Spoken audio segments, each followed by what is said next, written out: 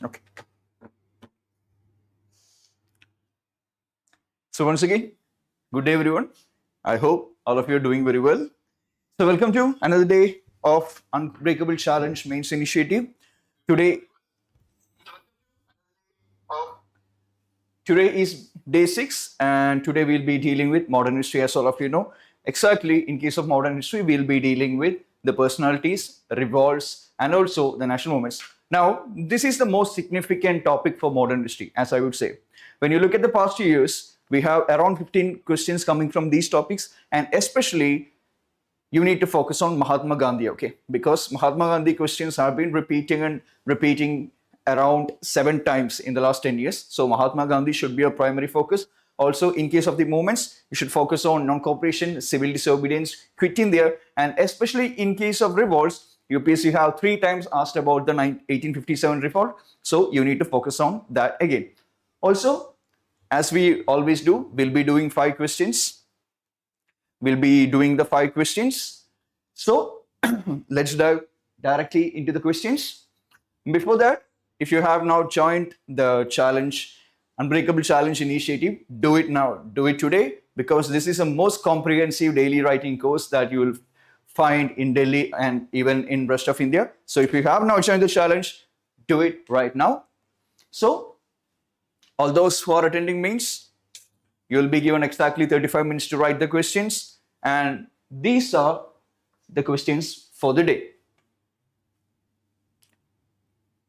These are the day 6 questions. The first one, you can pause your video right now, mute me, and start at writing. For those who want to know what to write, how to write the introduction, conclusion, and also the answer writing, and also the model answer, you can continue watching the video. Now, what are the questions here? The first question basically deals with, now this is a question that we have almost did, as I would say, because in 2019 UPSC have asked the same question. Now what does the question say? Since the decade of 1920s, the national movement acquired various ideological strands, thereby expanding its social base. Discuss. Now here also, if the word is discuss, be it elaborate, be it, I would say, enumerate or any other thing, it doesn't matter much, okay?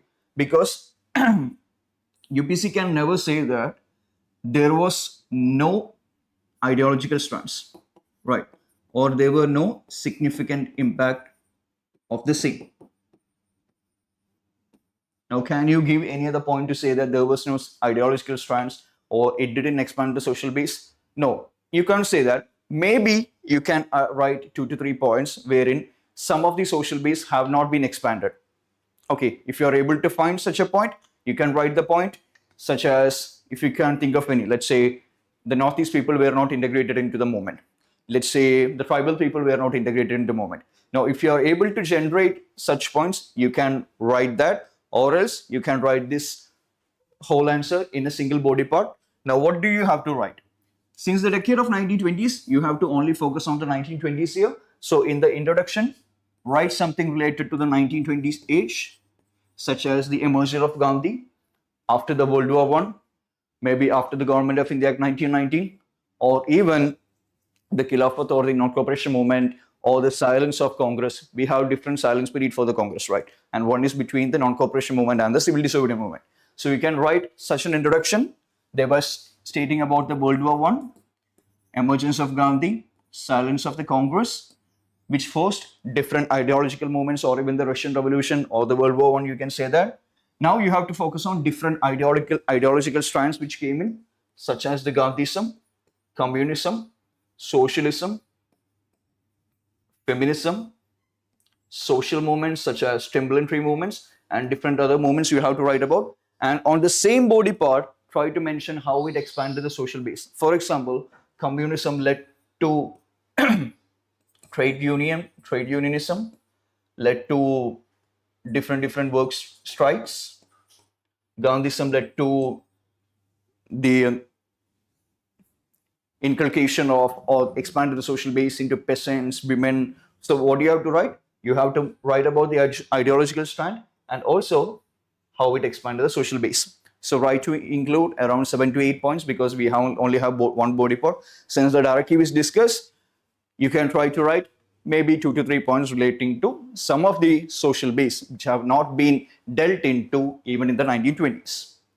Now for the second question, throw light on the significance of thoughts of Mahatma Gandhi in the present times. Now this is a very simple question. Most of you have learned of Mahatma Gandhi and you need to know what are the ideological thoughts of Mahatma Gandhi, right?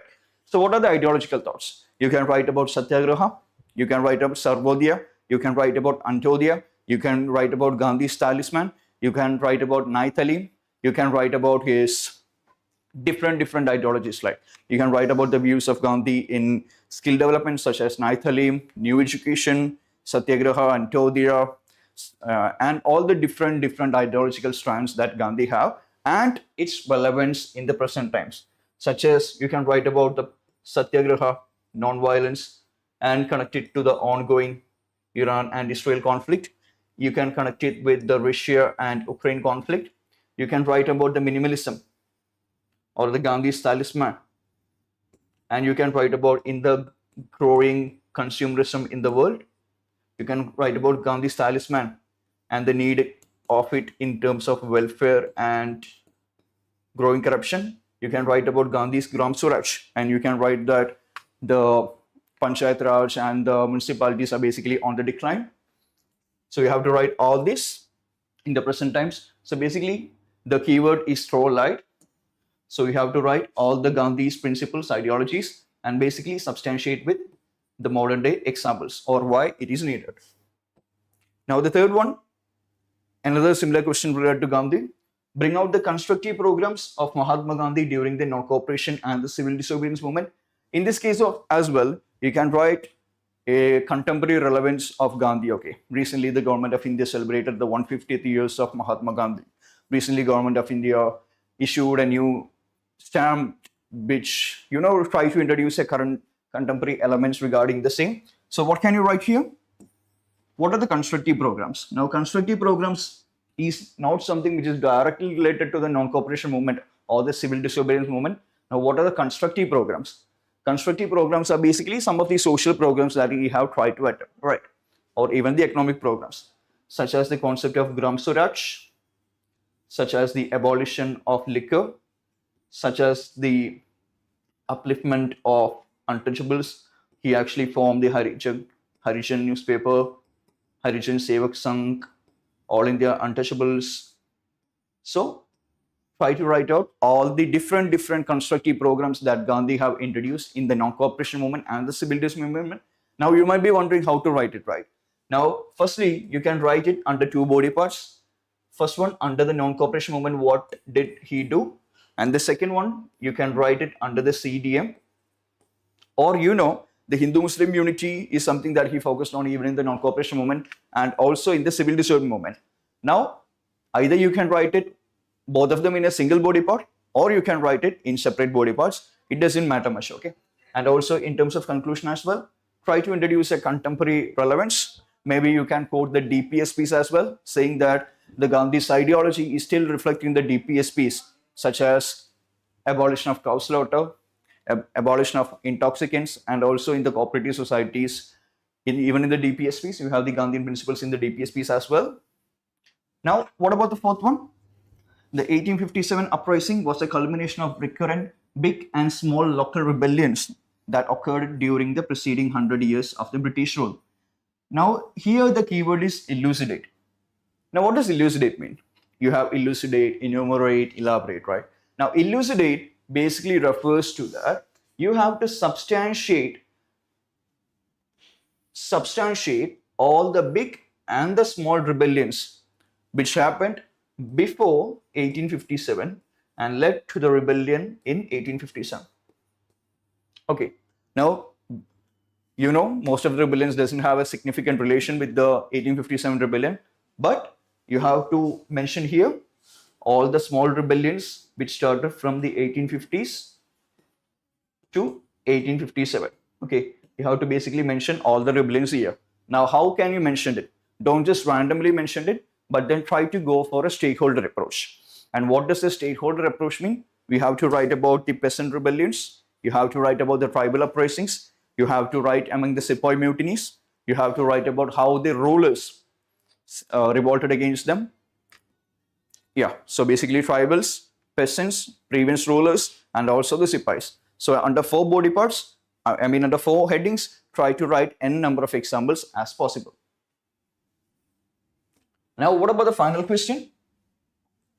Explain how the uprisings of 1857 constitutes an important watershed in the evolution of British policies toward the colonial India.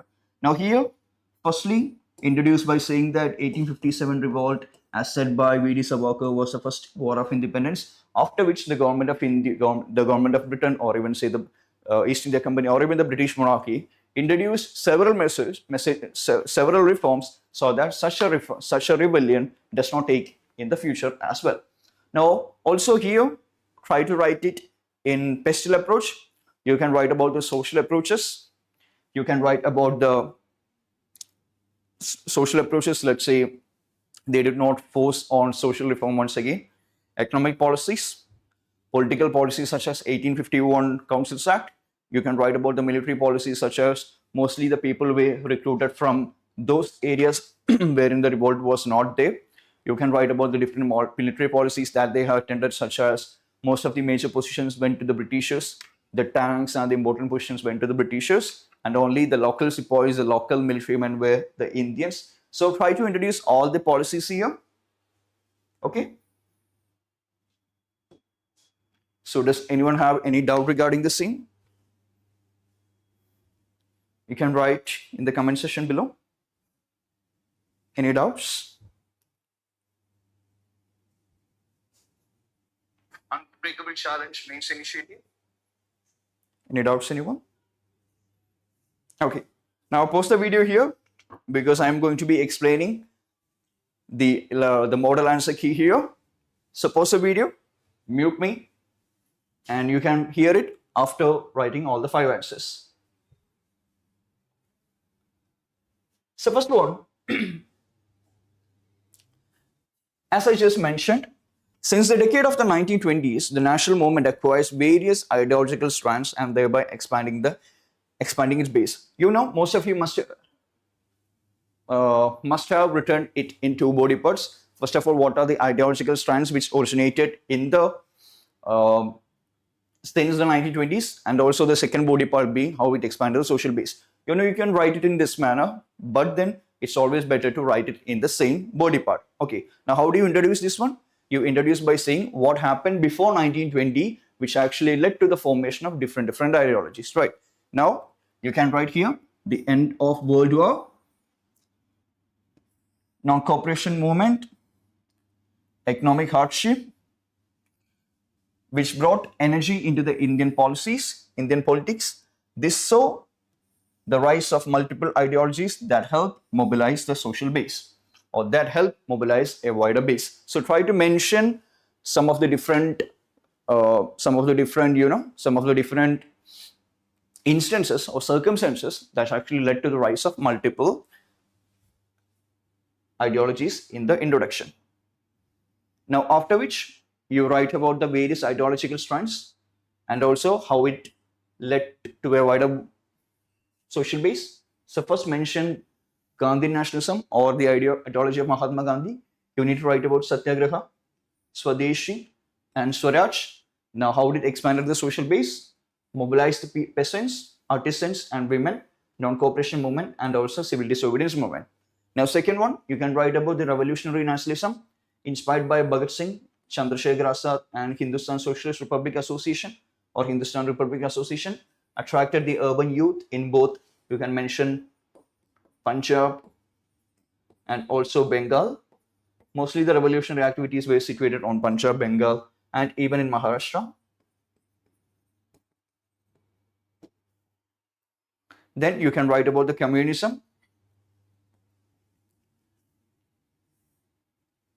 Communism and socialist thoughts. Leaders like M.N. Roy, Jawaharlal Nehru, Subhash Chandra Bose, and how did it expand the social base? Organized trade unions, Kisan Sabhas, and also different markets. So different workers. Now write about the Dalits, backwards and caste assertion. You can write about B.R. Ambedkar, You can write about the temple entry movements and what did it do? What did it expand? It led the politics and into Dalit and the lower caste. They were basically the marginalized people at that time, right? So basically it motivated them to join in the politics as well. Now you can write about the communal and also religious elements, such as the emergence of RSS in 1925, the responsibilities under Madan Mohan Malaviya, Lala Lajpat Rai, and different people. Also, you can write about the Muslim League here as well. So they also came into the social picture, or it also helped in wider social base for the politics, for the national movement. You can write about the feminist consciousness, such as the formation of All India Women's Conference and leaders like Sarojini Naidu, Aruna Asif Ali. And women actually played a major role in the Dasna Salt March, the civil disobedience movement, and even in the case of Quit India movement as well. So maybe you can write about the peasants, you can write about the tribals. Now you can write about any different communities or any different social base that you think that came into the national movement after the 1920s as well. You can add it. No need to restrict it to the 6 points that I have mentioned here. Now, how do you conclude this? The ideological inclusiveness reminds us that the true nation requires accommodation of different ideologies and not from uniformity. You can try to introduce the contemporary angle here as well, okay? Or try to include the words such as unity in diversity, such as Ek Bharat, Shrestha Bharat. You can try to include all such different voices which forms part of unity of India. Now, in terms of second question, throw light on the significance of thoughts of Mahatma Gandhi in the present times. Now here, you can provide a contemporary relevance, okay? As the world grapples such and such issues, the Gandhian thoughts are the most significant, or the Gandhian thoughts provide the solutions to it. You can write such an introduction, what I have written here. As the world grapples with violence, environmental degradation, moral crisis, Gandhian thoughts offer timeless solutions. Also, try to introduce maybe contemporary elements. Okay, you can write about the Israel conflict, Russian-Ukraine conflict, any other conflicts out there. Now, what about the body part? You have to write about the contemporary significance of Gandhian thoughts. First one, you can write about the non-violence in the conflict-ridden world, Russia-Ukraine conflict, Iran-Israel war, and Armenia-Azerbaijan war. So you have to focus on non-violence. Second one, truth and transparency, principle of Satyagraha. You can mention about the corruption scandals in the world. You can write about the fake newses, and also you can write about different issues that are going there in the world. Now, next one, you can mention about the Sarvodaya. What does Sarvodaya mean? Sarvodaya basically means the upliftment of all, right? Or you can mention about the Antyodaya principle as well. So Sarvodaya, what can you mention? You can mention about the upliftment and the progress of all, because there are a lot of communities that are still very underdeveloped, right? Even in India, we have around 21% of the people still below the poverty line, according to some of the reports. You can write about the rising inequalities, PW research, social discrimination. You can write about Rohingyas, or even different communities in the world, such as Kurds or any other communities, high poverty in the global south. So try to mention at least 2 examples for the same, okay? Because we only have a single body part, so don't try to limit yourself. You can write maybe 2 examples for each of the points. Now, simplicity and ethical consumption. What can you write? Because it is needed to promote sustainable living as we face climate crisis and an era of consumerism. You can mention the Swaraj, means self-rule, freedom from restraints, detachment from material wealth, secularism and harmony towards all religions. You can mention about the Manipur conflicts, Islamophobia, xenophobia, or even different issues that are there, different, maybe you can write about the different Hindu-Muslim revolts that have taken place in India in the recent times. Self-reliance or Swadeshi, campaigns like Make in India, Atmanirbhar Bharat, try to introduce a contemporary relevance, decentralization, grassroots relevance, or the Gandhian dream of Gram Swaraj, losing relevance of Panchayat Raj and municipalities. So try to mention almost all the different ideologies that Gandhi have provided. You can mention Antyodaya here, You can mention about Gandhi's talisman here. You can mention about Gandhi's Naitali, because there is a lot of unemployment among the youth in India because they are not properly skilled, because they don't have the actual craftsmanship. So, but then what did Gandhi's Naitali tell about? It basically told the students, or told all the education institutes out there, to teach the students on basically craftsmanship. Basically, students have to learn how to work, how to make things in the first years of schooling. Now, how can you conclude it? In the world torn by violence, inequality, and also ecological destruction, Gandhi's ideals serve as a moral lighthouse and a moral roadmap for a humane future. Okay, try to introduce a contemporary relevance, or even you can write a general conclusion regarding the same as well. Now, for the third question, bring about the constructive programs that Mahatma Gandhi have introduced during the non-cooperation and the civil disobedience movements. More or less the same answer, okay? More or less you can write about the same answer. Hindu-Muslim unity, Naithali, focus on national education, abolition of liquor, social upliftment. So try to introduce all the elements here. Mahatma Gandhi during non-cooperation, either you can write it what Gandhi introduced in non-cooperation movement, or you can basically club both of them and write it in a single body part. Now, you can maybe write a philosophical introduction as I have written here, okay? So what have I written here? For Gandhi, freedom means not about ending colonial rule, but rebuilding India. Try to focus on the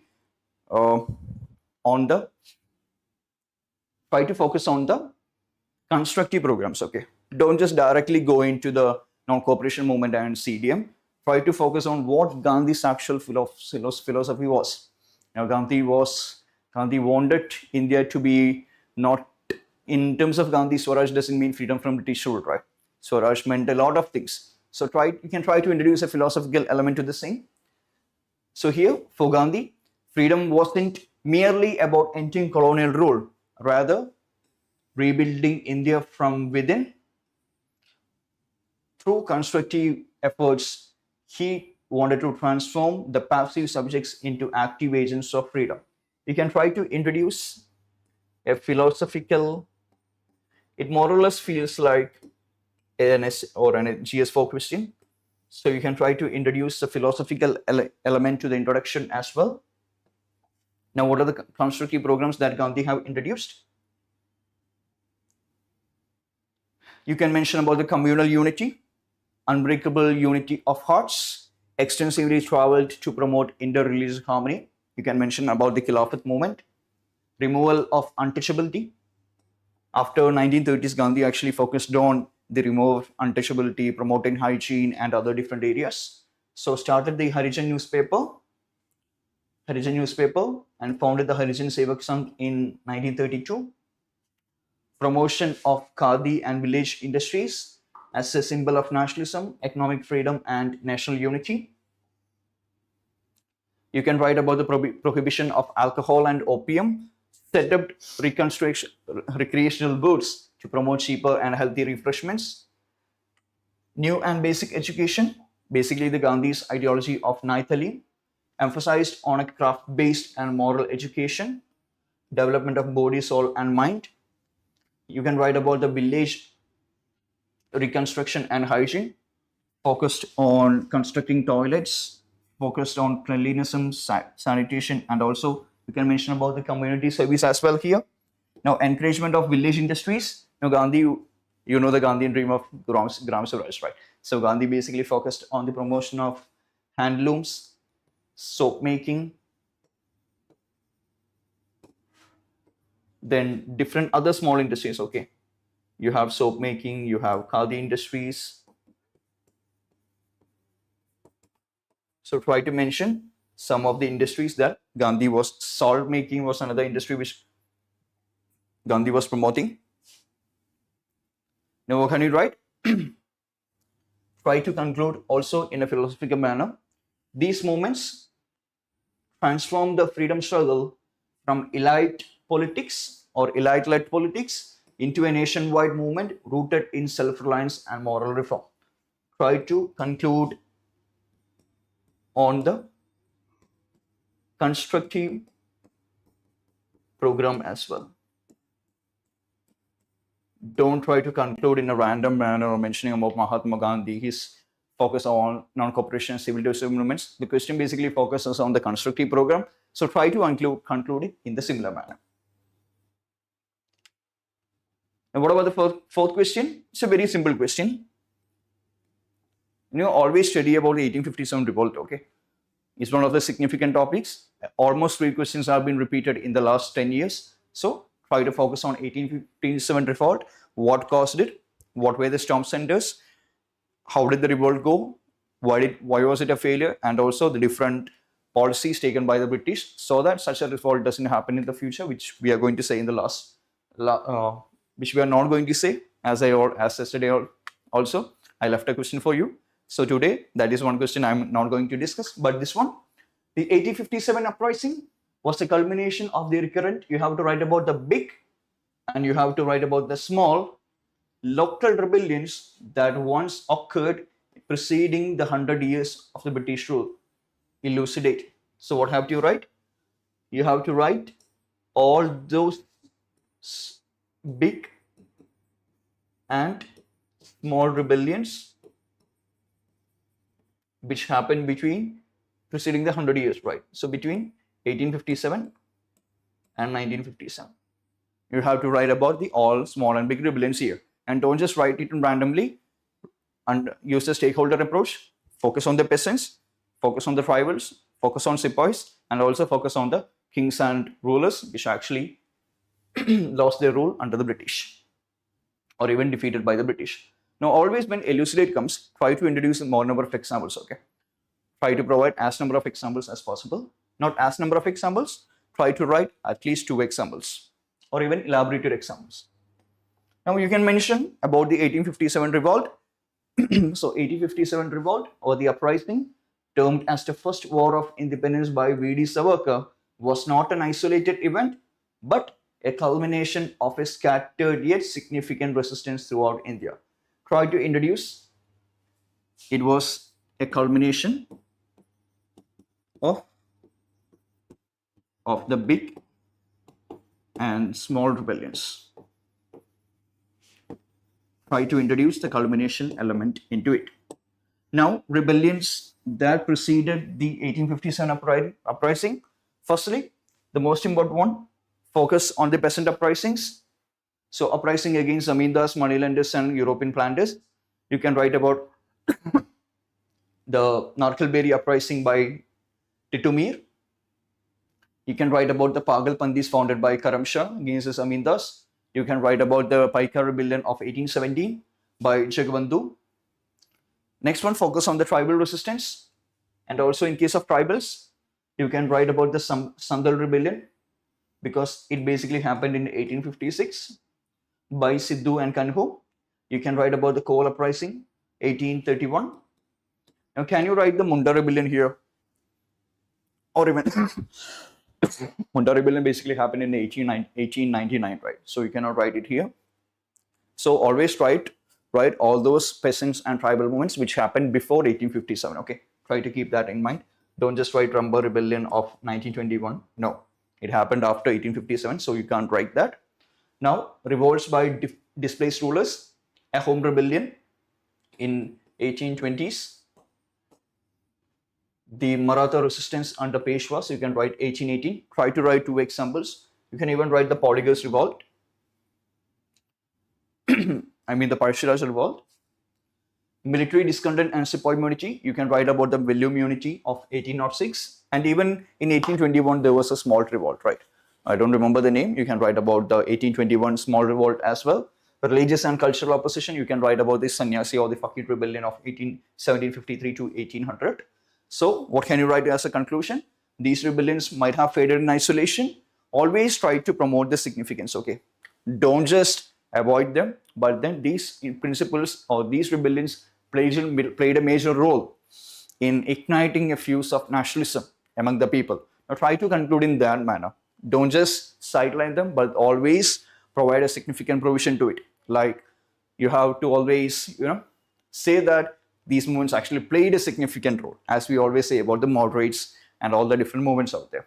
So these rebellions might have faded in isolation, but their memory and causes fed into the collective resistance that exploded in the 1857 revolt. Okay, so try to conclude in a very summary manner here, say that these rebellions played a major role which culminated in the 1857 revolt. Now, if possible, you can, I don't think it's possible to introduce a contemporary elements to here. Let's see what all of you have written. Okay, so as I said, I won't be discussing the final answer. It's for you to write. Try to introduce an innovative element to it. Okay, try to introduce diagrams, try to introduce maybe figures. Even in the 1857 revolt question, what can you write? You can draw the map of India, and you can draw which all places that revolts have taken place. You can write the Sandal Rebellion, Bengal region, Coal Rebellion, Vellore Mutiny in Tamil Nadu. So try to introduce a type of innovation, draw the map wherever possible, draw diagrams. Let's see what all of you have written. Okay, so any doubts, anyone? You can say it in the YouTube comment section.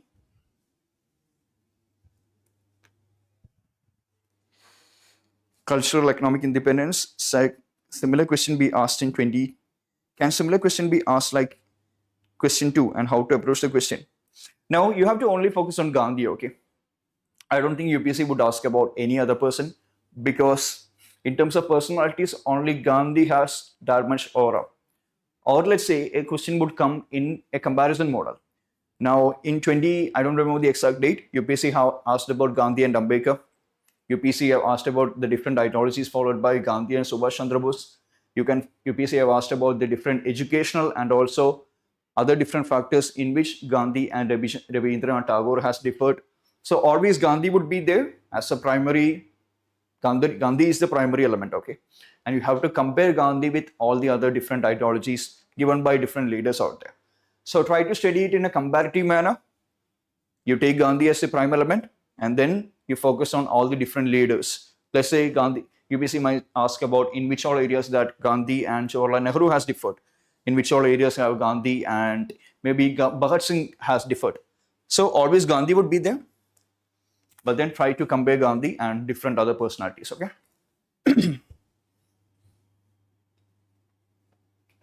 Okay, so once again, this is the most comprehensive answer writing session out there. If you're not part of it, you're missing out on a lot of it. So I hope all of you enjoyed the session. You have, in order to join the Unbreakable Challenge, we have provided the link and the description below.